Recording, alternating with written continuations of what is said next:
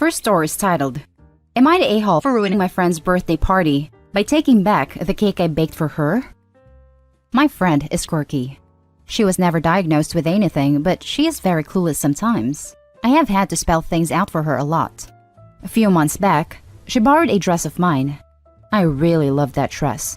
There isn't any sentimental value, but I got it when we were on vacation a few years ago. She also loved that dress, and one day just transferred the money to my account and told me that she was keeping the dress. I spoke to her, but she just told me that doesn't matter, as she has paid me. Her birthday was a week ago, and her mom asked me to bake a big cake for her. I usually sell cakes cheap, little more than ingredients costs. On her birthday, I went over to her house with the cake 15 minutes before the party was due to start, and then decided to talk to her mother. Like I said, sometimes my friend is really clueless sometimes, and I was hoping her mom would speak to her and get my dress back. I was very shocked when she also said that as long as I was paid, what does it matter? She told me to just move on, as it was just a dress and that my friend really liked it. She told me as long as the dress was paid for, what am I complaining about? I got really pissed off and pulled out the amount she just paid me, put it on the table, picked up the cake, and left. She got mad and started yelling at me that I was ruining the party. I kept walking back to my house. She kept telling me to give back the cake and that I couldn't take it back just because I want to be petty. I just asked what she was complaining about, as I had paid back the money. My friend ended up having a cakeless 16th birthday because of this. Am I the a-hole here? Now for the top comments. Not the a-hole, obviously, but I'm dead laughing at this. They can have the "so what, it's paid for" mentality, but if it comes back on them, it's petty? Lol. I would just get a $200 in singles and go shopping in their house. I would collect the TV remote and leave $20 in its place. Grab the laptop charger and leave another $40. Frames of family photos? Drop another $10. Handles to their kitchen cabinets? $2 a piece. Caps all their pens? $5. Not the a-hole, but you should have just stolen the dress back while at the party and Venmo'd her money back to her. Now you have no friend and no dress. She never really had a friend, but if she and her parents involve the law, she'll get the dress back.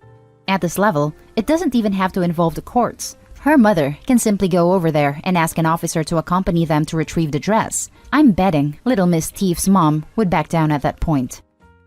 It was not for sale. It cannot be replaced. End of discussion. She did not have a cakeless party. They just have to go to the store. Not the a-hole. You were openly disrespected and stuck up for yourself. A sheet cake already made cost about $30 to $40. They could have gone and gotten one. Now for the next story. Update. Would I be the a-hole if I tell my fiancé he cannot use my saving for his student debt? Original story. Some background info. I grew up in an Asian family in Asia, with the mentality that my parents would take care of me and I would take care of them when they grow older. Because of this mentality, there is no such thing of separate finances in my household. My fiancé grew up in an Asian family in America and doesn't really have such mentality growing up. Last night, I was going over my bank statement and my fiancé accidentally saw the amount of money I have in my saving. He was so excited when he told me that I can use that money to help him pay for the remaining student loan he has. I told him I can't do that. That money belongs to my family, my parents and I. Well, he didn't understand. So I told him that the reason I was able to save up was because there's a mutual understanding between my parents and I. I went to a state school near my house, so I didn't have any student loan. And when I got my job, I still stayed with my parents. My parents would still pay for the rent, utilities, food and such. I would then save up 2/3 of my salary every month. I also helped out with the car insurance and other expenses if needed. Even though the money is in my account, I considered it as my family's saving. He told me that he's also my family now, and I should use it to help him out a little. I told him that I need to ask my parents, and even if they agreed, I can only help out a portion, but not all. He blew up, saying I was selfish and that this is America. He and I should be a unit, not my parents and I. This is a place where I think I would be the a-hole, because technically, we are not married yet. And as for now, I don't think he can just demand it. Besides, even if we were married, I don't think he's entitled to my family's saving. It is simply not his money. Would I be the a-hole to tell him my thinking on this subject? Edit. Thank you for all your responses. Some people ask if he's the man I want to marry, and frankly, I'm thinking about the same thing nowadays. When we were dating, I told him upfront about my family dynamics and he told me he understood. He knew I had some money saved up and put aside, he just didn't know how much. He just completely changed after the engagement. I honestly don't know what happened to him. Edit 2. Thanks for all your support. Some people ask if my parents had a retirement plan, and the answer is yes. However, considered how we moved to America less than 10 years ago, his retirement plan cannot actually support both my parents. My fiancé and I currently live with my parents, and my parents didn't ask him to contribute to any household expense because they considered him as part of the family. We didn't ask him to save his money or anything though. He can do whatever with his money. That's why it's really shocked me when he didn't consider my parents as part of our family. I am rethinking about our whole relationship now. Edit 3. I know the notion of putting money aside for your parents sounds odd. Let me be a bit clearer. My parents never think that the money is there alone. I can use it freely if I want to. It's for the future, and if I choose to use it for his debt, they wouldn't mind as long as I discuss with them. They would even use their own savings to help out if needed. If he asked and discussed it with my family and me instead of berated me, I am confident that we can work something out. Now for the top comments before we read the update. The two of you have wildly different perspectives about money, and neither of them are wrong. But you need to have a serious conversation and come to an agreement about it before you get married, because this is the sort of thing that will tear you apart. No a-holes here. On the other hand, I agree. On the other hand, the way the fiancé reacted to this difference and jumped to shaming OP has me side-eyeing him and thinking he's a bit of an a-hole. Not the a-hole. If it is a significant sum of money, you should also see a lawyer about drawing up a prenup and keep that family money separate from your joint accounts after marriage. Or turn it over to your parents' accounts before you get married. This is very good advice. Should you keep the money in your account under your name, it could be determined to be a marital asset. It would be best to separate the money out so that your future husband cannot access it without your knowledge. Not the a-hole. Just because you are in a relationship with someone does not allow them to dictate your finances. Fiancé can't see an amount of money and be like, "Woo, student loans paid off." Y'all aren't married yet. Although if you want to marry this person, talk about finances now. Lay out the rules and listen to what they expect fiscally as well. Hash this out before you get married. And now for the update. Thank you for all your responses and judgments. It made me realize we had some differences, and I had a long talk with him. Long story short, we broke up. He told me he only wanted to marry me because he saw my savings statement way earlier and thought I would share it with him. He moved back to his family. This happened weeks ago, but I just wanted time to feel like myself again, so I was delaying the update post. Thank you again. Now for the top comments. He told me he only wanted to marry me because he saw my savings statement way earlier and thought I would share it with him. I hope you were aware he only said this to hurt you because you were dumping him. It's almost certainly untrue. He wants you to feel unattractive. He wants to damage you by saying this. All it shows is that breaking up has made him angry, and he needs to lash out. He had a lot of emotional investment in you, which contradicts this statement. Good luck, and know that your future will be much better without him, and in partnership with some other man. What an insightful and, I think, accurate statement. OP, please pop back to this statement if you're feeling shitty about the entire debacle at any point. Sorry, you caught such a terrible fish, and I'm glad you threw it back. Don't throw him back. Keep him out of the water and let him die. That's just freaking crappy. Screw him. Now for the next story. Am I the a-hole for stealing my ex-best friend kids? So, growing up, my best friend, Amber, and I were inseparable. We grew up next door to each other. She was even the first person I came out to, and was the biggest supporter after. But when she was 19, Amber got pregnant. The father wanted nothing to do with it, and went completely off the map. Amber didn't want to have an abortion and decided she was going to have the baby. I agreed to help her every step of the way, but she then found out she was having twins. This resulting in her having to drop out of college once she gave birth. I tried to help to the best of my abilities, but I myself was a broke college student. Because of this, she fell into a deep depression and treated it with alcohol and eventually these. And she started doing stupid things that put her kids in harm's way.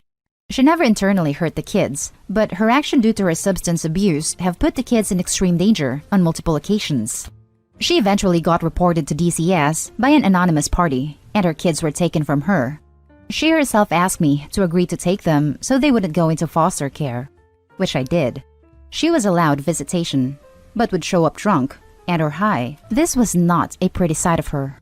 She said and done stuff that scared the kids, would try to start physical fights with me and my fiancé, and on multiple occasions, she downright insult us, mostly using homophobic insults on us.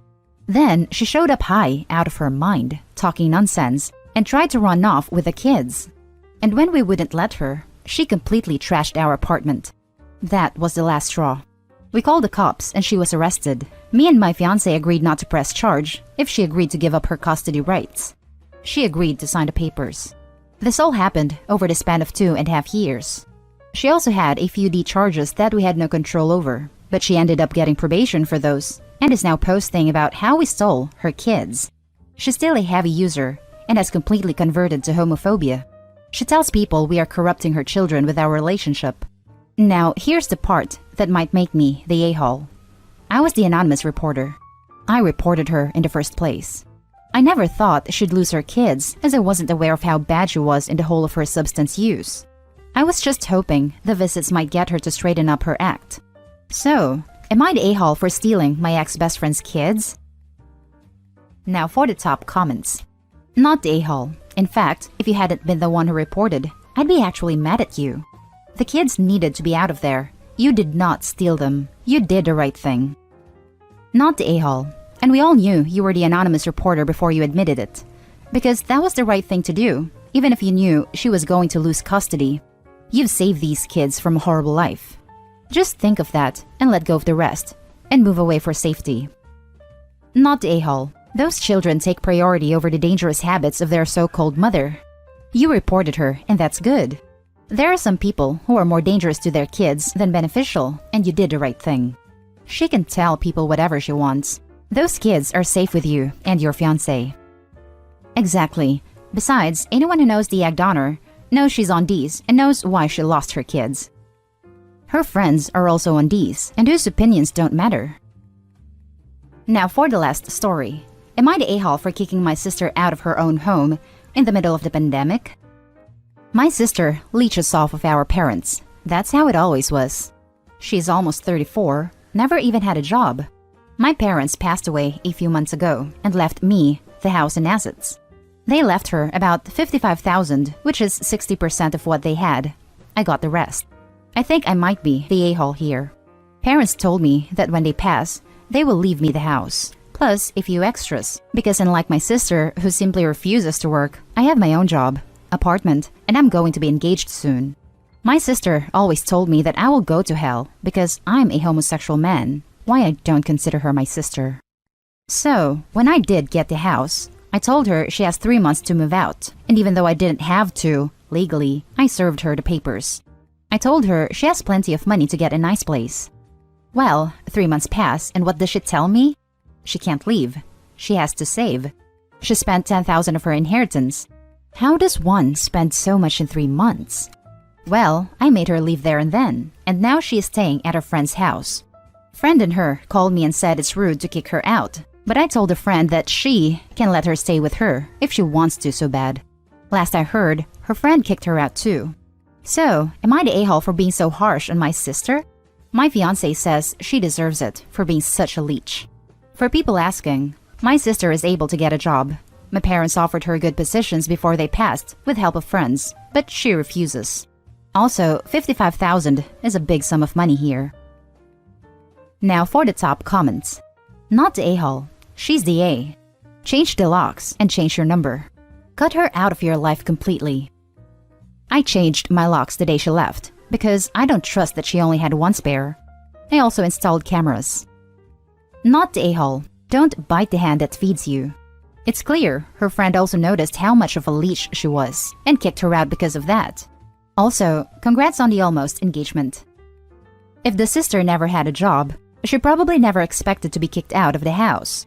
Either way, she's almost 35 years old, and she is basically a leech to the people around her. They got mad at OP for kicking her and out initially, Now they kicked her out as well. Luckily, she has $55,000 that she could use to get a decent place in their life on track. And that's the end of this video, folks. As always, leave a comment and hit like and subscribe.